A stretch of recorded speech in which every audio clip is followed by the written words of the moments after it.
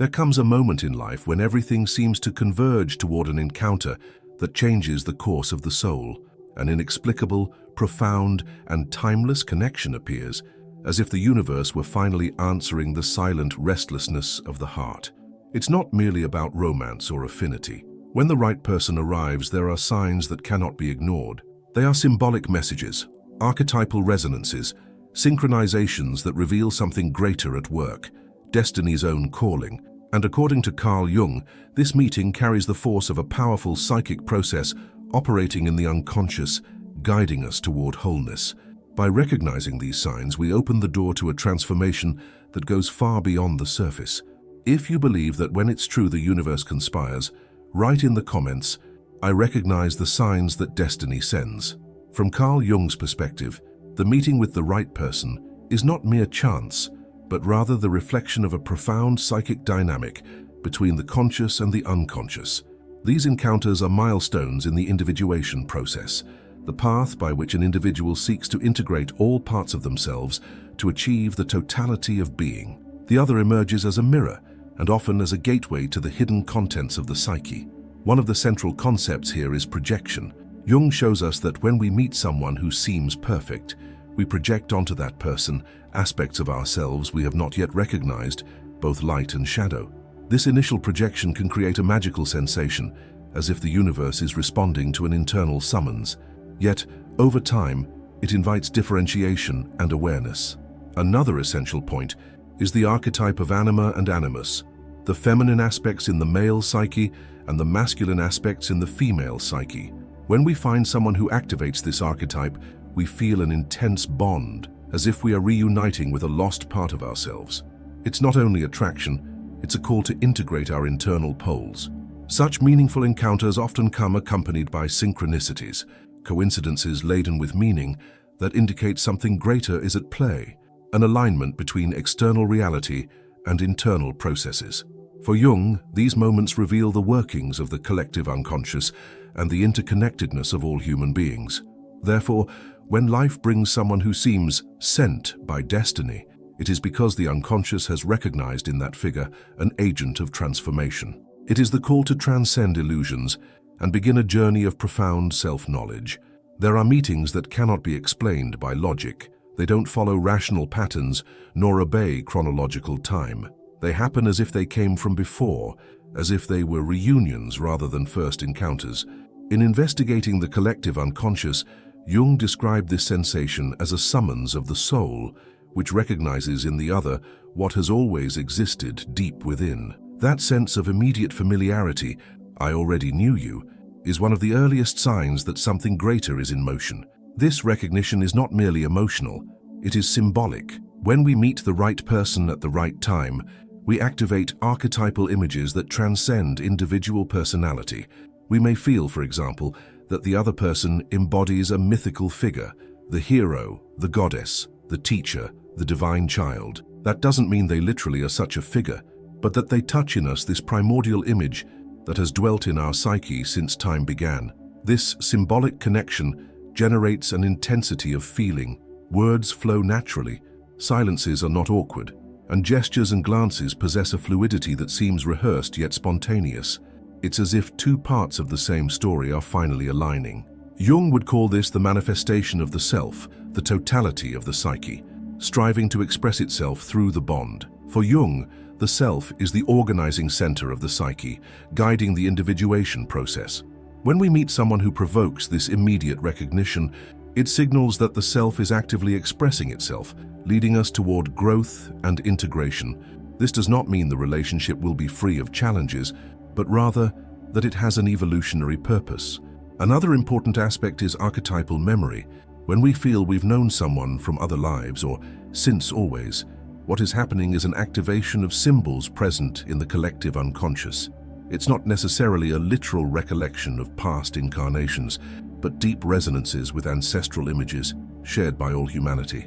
That's why many describe this experience as a reunion of souls.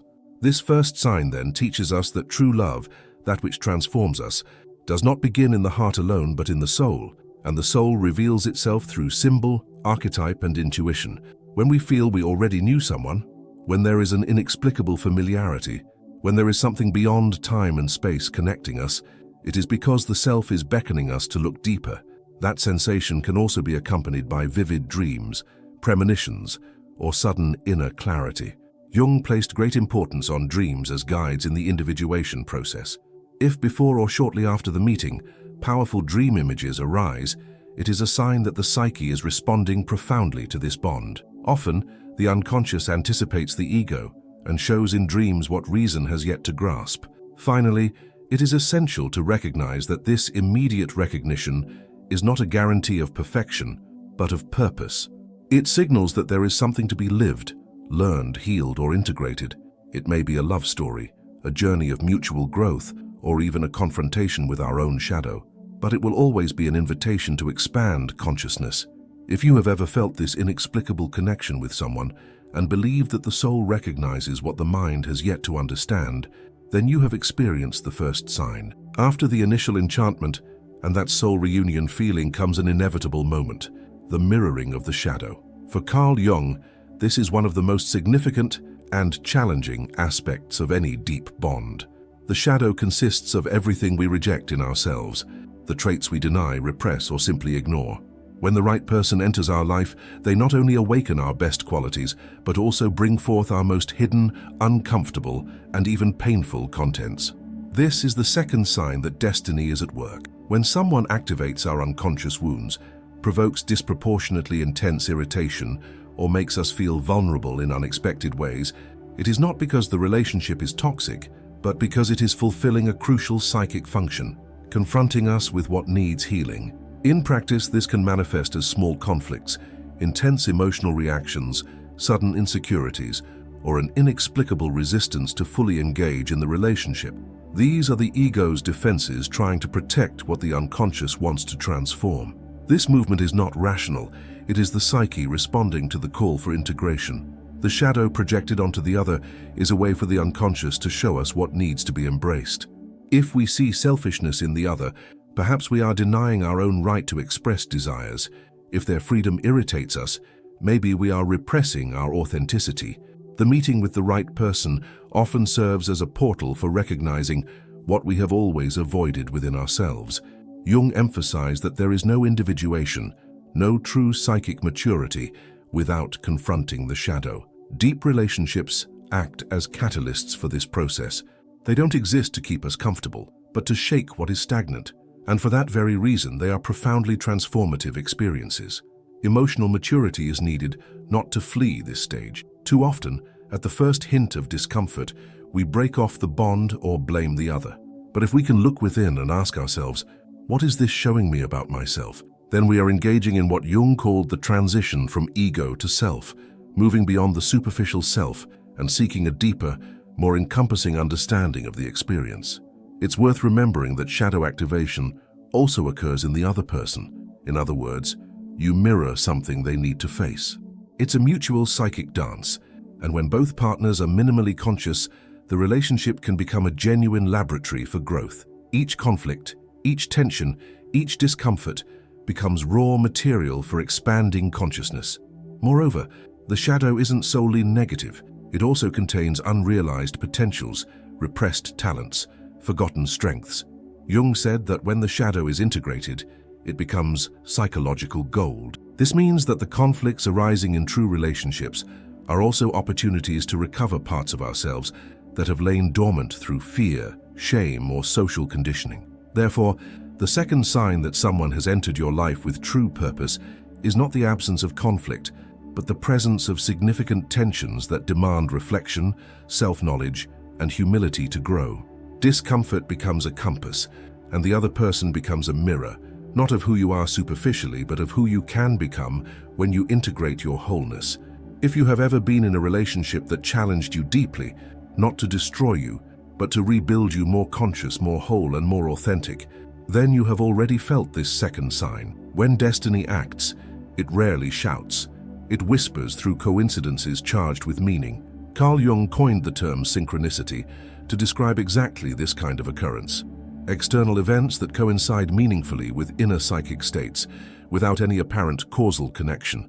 These happenings seem unlikely, yet arrive with almost magical precision, as if the universe were in dialogue with the soul. In the context of meeting the right person, synchronicity emerges as the third unmistakable sign that something greater is in motion. It may be an unexpected encounter, a message arriving at just the right moment, a premonitory dream, or a sequence of improbable events leading two people together. These are events that defy logic, yet carry profound significance for those who experience them. For Jung, these phenomena are not mere chance, but revelations of the collective unconscious and the interconnectedness of all things. When two souls are ready to meet, circumstances seem to rearrange themselves so that it happens.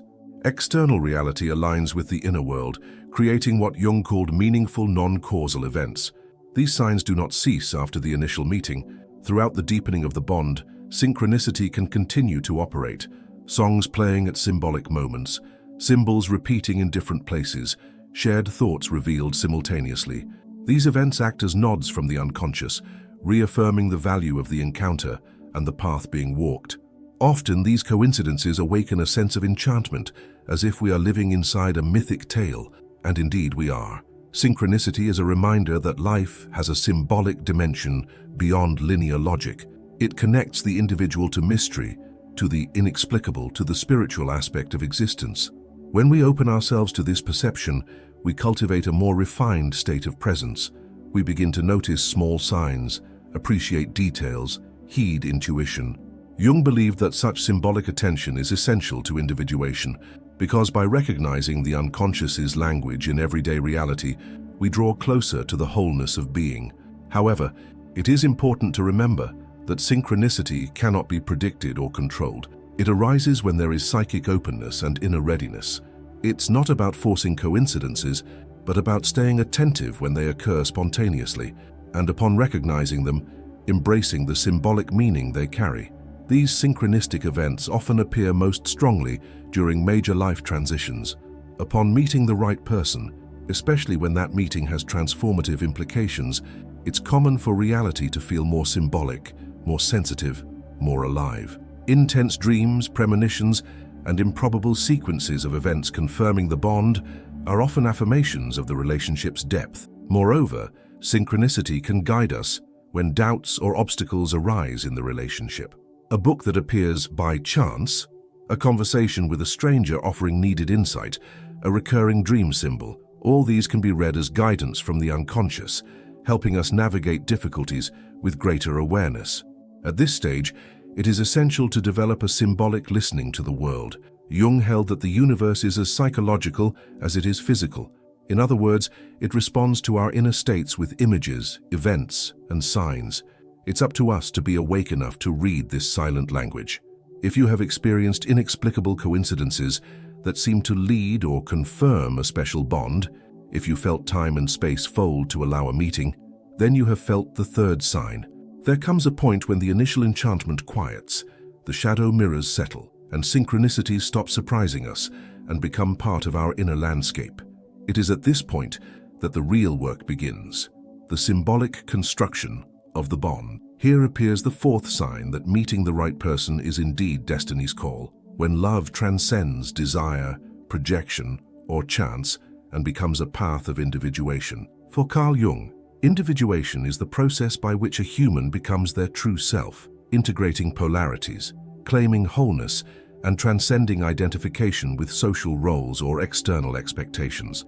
When a relationship contributes directly to this process, it ceases to be merely an affective experience and becomes an archetypal journey.